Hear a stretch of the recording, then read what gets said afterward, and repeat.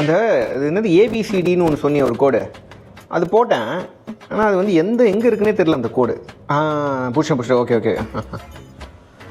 வா இப்படி இருக்குது பார்க்குறதுக்கே சூப்பர். என்னப்பா இது? சார்ட்டுப்பா. சார்ட்டுக்கு நடுவில் 2-3 கோடு போட்டு வச்சுருக்கேன், அவ்வளோதான். ஏன்பா நிறையா கோட்டுக்கு நடுவில் கொஞ்சமாக சார்ட் போட்டு வச்சுக்கிறேன்? சும்மா அதான் சொல்லிகிட்டே இருக்காதீங்கப்பா. சரி, ஏன் இத்தனை கோடு போட்டு வச்சுக்கிறேன்? சார்ட் அனாலிசிஸ் என்ன சும்மா நினச்சிட்டு இருக்கியா? ராவும் பகலுமா போராடணும், போராட்டம், போர்க்களம். நம்ம ராஜேஷ் இருக்கான்லப்பா, அவன் ஒரு கோடு சொன்னான்ப்பா, போட்டேன்ப்பா, சூப்பராக ஒர்க் ஆச்சு ஒரு நாள். அதுக்கப்புறம் என்னாச்சுன்னே தெரியல. நம்ம ரமேஷ் இருக்கான்ல, அவன் ஒரு கோடு சொன்னான், அது ஒர்க் ஆச்சானே தெரியல, ஆனால் ஒர்க் ஆச்சு. அப்புறம் குமார் இருக்கான்ல, அவன் ஒரு கோடு சொன்னான், இன்னைக்கு காலிலேருந்து போட்டுக்கிட்டு இருக்கேன், ஏதாவது ஆகுமான்னு பார்த்துக்கிட்டு இருக்கேன், ஒன்றும் ஆக மாட்டுது.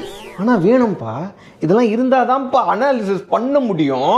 ஏன்பா இதை பார்த்தா சார்ட் அனாலிசிஸ் மாதிரி தெரிலப்பா, இது ஏதோ சூனியர் ரேக மாதிரி கையில் எலுமிச்சம் தான் இல்லை போலக்குது. பா சும்மா என்ன டீமோட்டிவேட் பண்ணாதீங்கப்பா.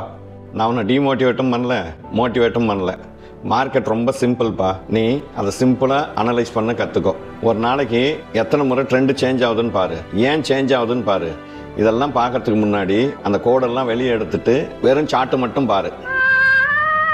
அப்போ இந்த கோடெல்லாம் தேவையில்லையாப்பா? இந்த கோடெல்லாம் எடுத்து இந்த ராஜேஷ், ரமேஷ், குமார்னு சொன்னிய அவங்ககிட்டே திருப்பி கொடுத்துரு, இல்லை நீ ரோடுக்கு வந்துடுப்பா. புரிய வச்சிட்டீங்கப்பா. நிறுத்துப்பா.